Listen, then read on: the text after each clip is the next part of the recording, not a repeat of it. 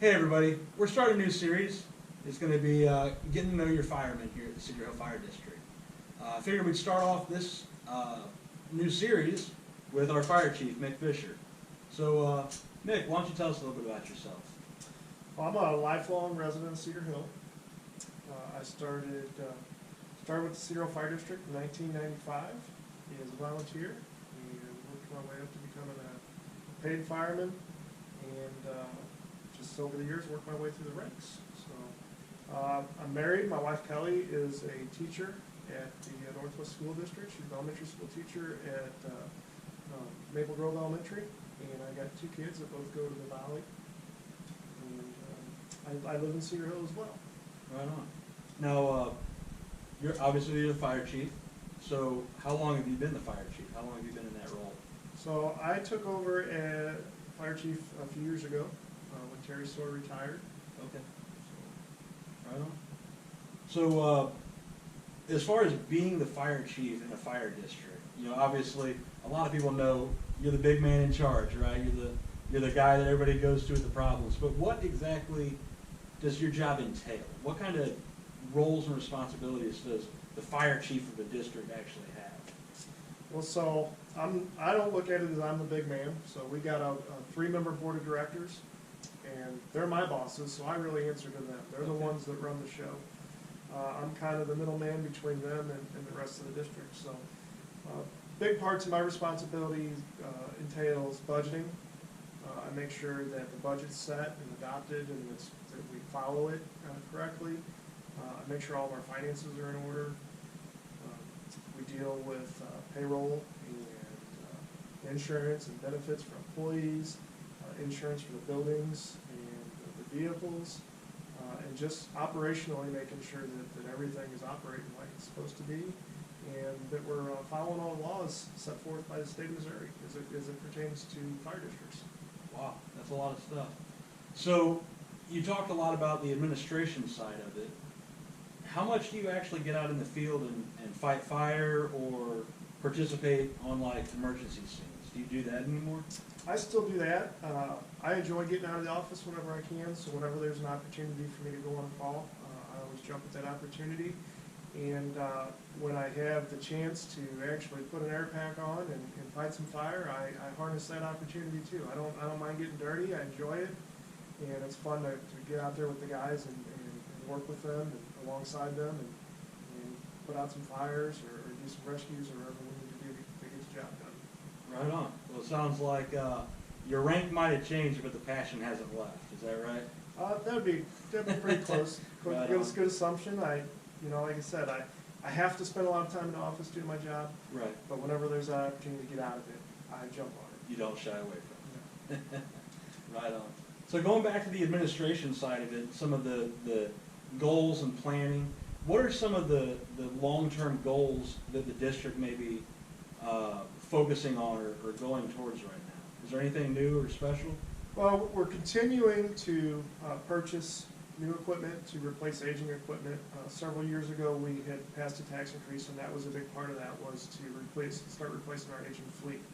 And we're still on track with keeping up with our promise to the taxpayers to do that. As we move forward, what we're trying to do is we need to focus on our buildings a little bit. There needs to be some updating done, as well as there's been some discussions on a possible new Station 1, because our existing one is such an old building that it's getting where the trucks don't fit very well, and we're just kind of running out of room.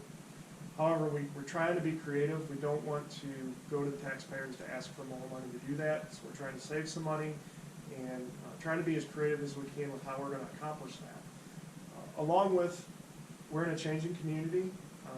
We're kind of in that weird spot where we need more help, and we still use volunteers, and we appreciate them.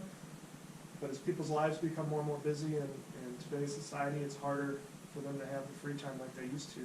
So I see in the future we're going to need to hire additional personnel to help offset that deficiency.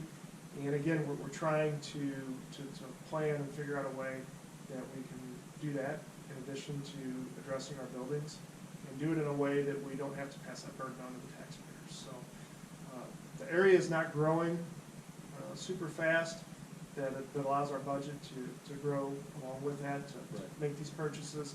So we just have to plan for the future and try to come up with a way to accomplish those tasks. That sounds like quite the responsibility. Yeah, and we evaluate it, and the plan changes a little bit almost every day. So we want to do what's best for our community, as well as, my goal as fire chief is I want to leave this place better than I found it.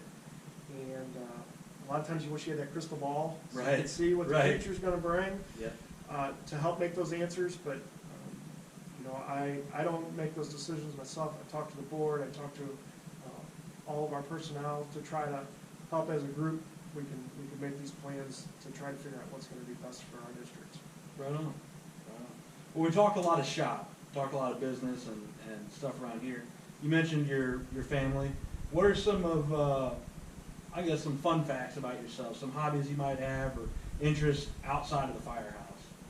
So probably my biggest hobby outside the firehouse is I'm a beekeeper. So I've been doing that for about 7 years now. Wow. I really enjoy it. It's kind of relaxing for me, and I feel like I'm kind of giving back to nature. And there's a lot of, you hear it on the news about saving the bees and helping the pollinators and stuff. So I feel like I'm doing something good for our home planet. Right. So I kind of foresee myself doing that for a long time, being a beekeeper. I really enjoy it. And I was mentored by another longtime resident of this area, Bob Graham, outstanding man. He taught me, I've probably forgotten more than he taught me, but he helped me get started. And so again, it comes back to that community. I really like being in this community and having those attachments to different people and that. But other than that, I just piddle around my yard. I like cutting firewood and just working out in my yard and doing different projects, and that's really, in my free time, that's it. Other than my kids are pretty active in sports, and my daughter's in dance and stuff, so we spend a lot of time doing those things too. That's pretty exciting. It sounds like you got a full hand. So last question. What are some things that you really enjoy about being in the fire service? What I really like is the fact of where I'm at right now is that I've always lived in Cedar Hill, and the fact that I get to work here and now be the fire chief just really makes me feel good.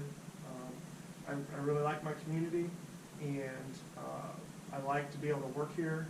I know most of the people around us, and that's what I really enjoy, is just working in my own community.